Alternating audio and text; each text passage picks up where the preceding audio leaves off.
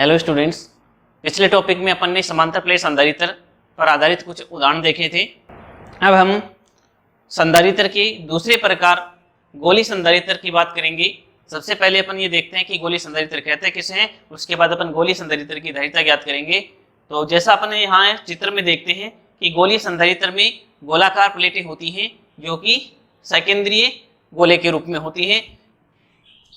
तो इसे हम इस प्रकार परिभाषित करेंगे कि लगभग समान आकार के सेकेंद्रीय चालक गोलों से बनी ऐसी युक्ति जिस पर आवेश समान तथा विपरीत प्रकृति का होता है उसे अपन गोलीय संधारित्र कहते हैं। अब इस गोलीय संधारित्र की धारिता ज्ञात करते हैं। धारिता ज्ञात करने का प्रोसेस अपन वही अपनाएंगे।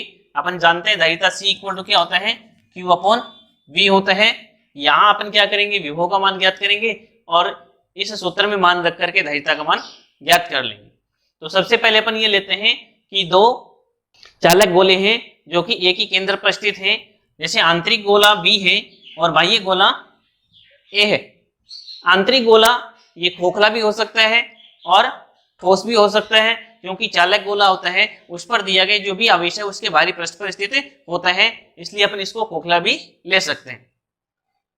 यहाँ इन दोनों चालक गोलों A व B की त्रिज्या R1 व R2 है। यदि अपन किसी प्रकार से B भाग को यानी आंतरिक गोले के पृष्ठ पर -Q आवेश दे देते हैं तो प्रेरण के कारण एक गोले पर आंतरिक भाग में धनावेश आ जाता है, जबकि बाह्य भाग पर ऋणावेश आता है।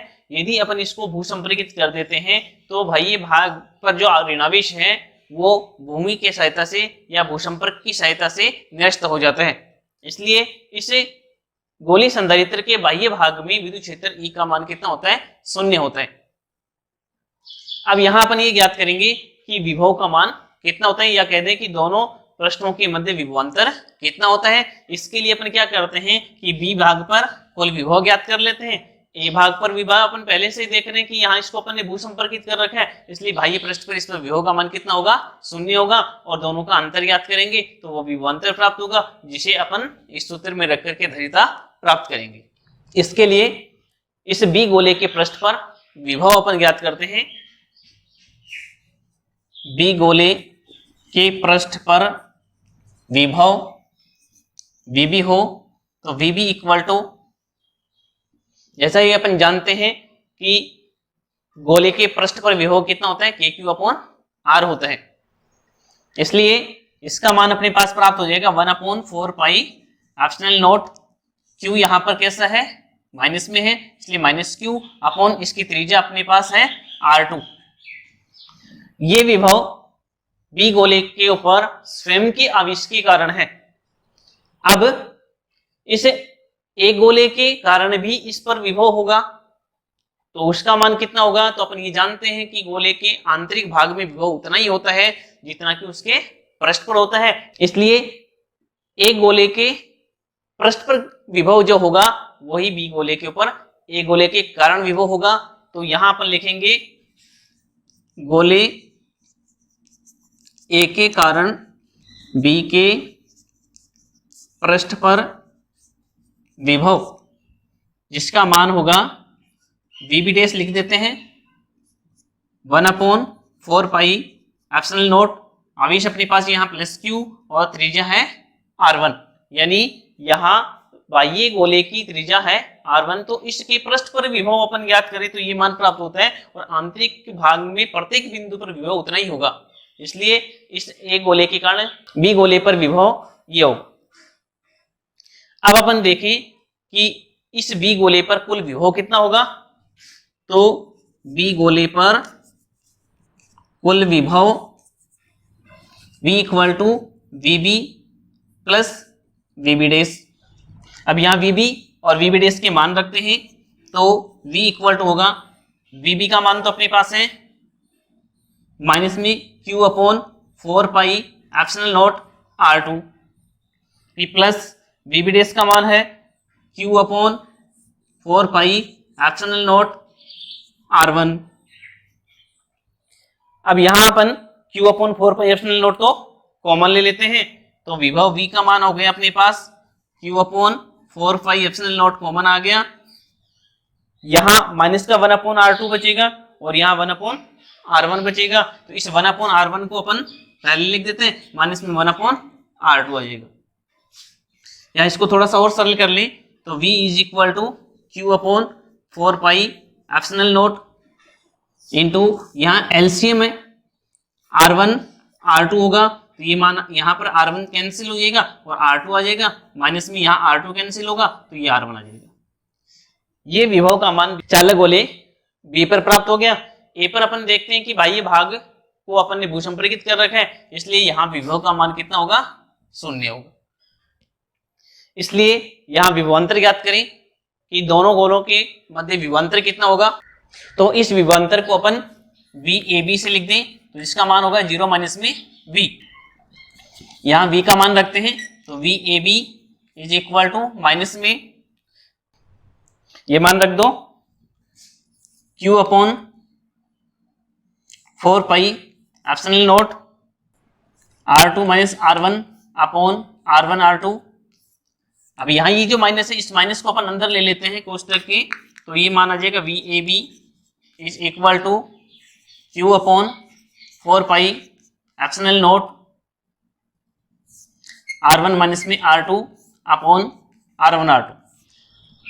ये विभवांतर का मान इन दोनों चालक गोलों के मध्य प्राप्त हुआ है। अब अपने को ज्ञात करना है कि इस गोलीय संधारित्र की धारिता कितनी होती है। तो धारिता अपन जानते हैं, धारिता C इक्वल टू Q/V होता है। V का मान अपने पास AB है, VAB है, तो इसको अपन VAB लिख देते हैं। तो यहाँ मान रखते हैं तो धारिता C इक्वल टू आ जाएगा Q/4 pi epsilon naught into r1 minus में r2 अपॉन r1 r2।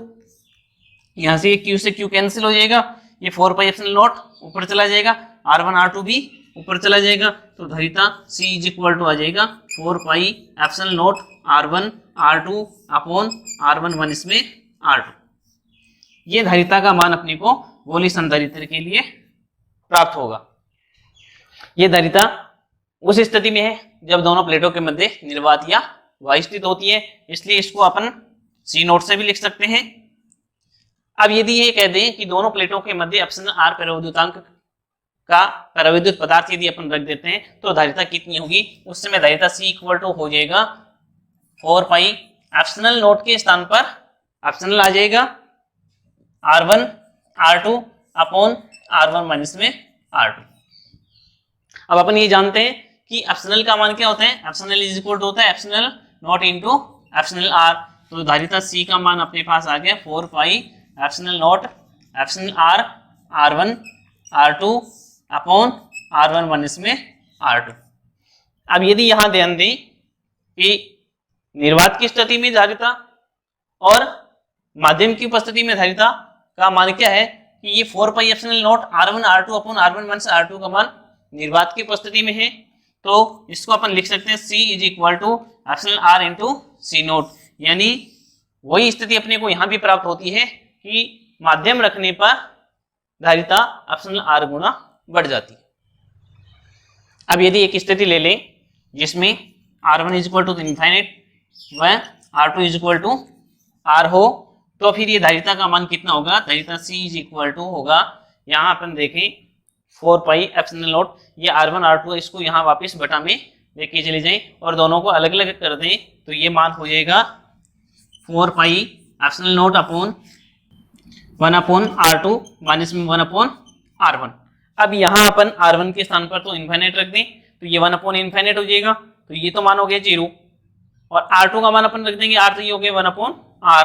तो ऐसी स्थिति में मान होगा 4 pi epsilon not upon 1 upon r minus में 0, और ये r ऊपर चला जाएगा, तो धारिता C इक्वल टू होगा 4 pi epsilon naught into r। और ये जो मान है वो अपन ने ज्ञात किया था एकल गोलीय चालक की धारिता के लिए, इसलिए अपन ये कह सकते हैं कि एकल गोलीय चालक को भी अपन क्या मान सकते हैं, एक संधारित्र मान सकते हैं जिसकी दूसरी प्लेट कहां पर है, अनंत पर।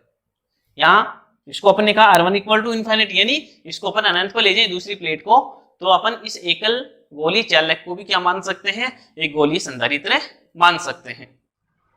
अब हम इस गोलीय संधारित्र पर आधारित एक उदाहरण लेते हैं, जिसमें कह रहा है कि गोलीय संधारित्र की बाह्य गोले की त्रिज्या 2 मीटर है, आंतरिक गोले की त्रिज्या 1 मीटर है। यदि इन दोनों प्लेटों के मध्य में एप्सिलॉन आर इक्वल टू 8 पराविद्युतांक का पराविद्युत माध्यम यदि रख दिया जाए तो फिर धारिता का मान कितना होगा। धारिता का मान ज्ञात करने के लिए अपन धारिता का सूत्र जानते हैं, C is equal to 4 pi epsilon naught epsilon R R1 R2 upon R1 मान इसमें R2 होता है। अब यहाँ अपन मान रखते हैं तो ये 4 पाई एप्सिलॉन नॉट है, इसको अपन 1 अपॉन के लिख दें तो ये मान हो गया C is equal to 1 upon k epsilon R R1 R2 upon R1 मान इसमें R2। अब यहाँ मान रखते हैं तो C equal to epsilon R का मान अपने को दे रखा है 8 गुणा R1 और R2 की मान रख दो 2 गुणा 1 बटा K का मान रख दिया 9 गुणा 10 की घात 9 गुणा R1 का मान 2 माइनस में R2 का मान 1, या C इक्वल टू आ जाएगा, ये हो गया 16 बटा 9 गुणा 10 की घात 9, 2 माइनस 1 यानी 1 हो जाएगा।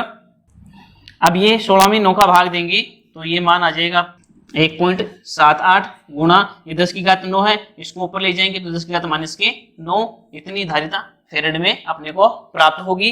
यदि अपन इस 10 की घात माइनस 9 को नैनो के रूप में लिखें तो धारिता C इक्वल टू हो जाएगा 1.78 नैनो फेरेड। अब हम अगले टॉपिक के रूप में संधारित्रों का संयोजन पढ़ेंगे। संधारित्रों को अपन परिपथ में किस प्रकार से संयोजित कर सकते हैं।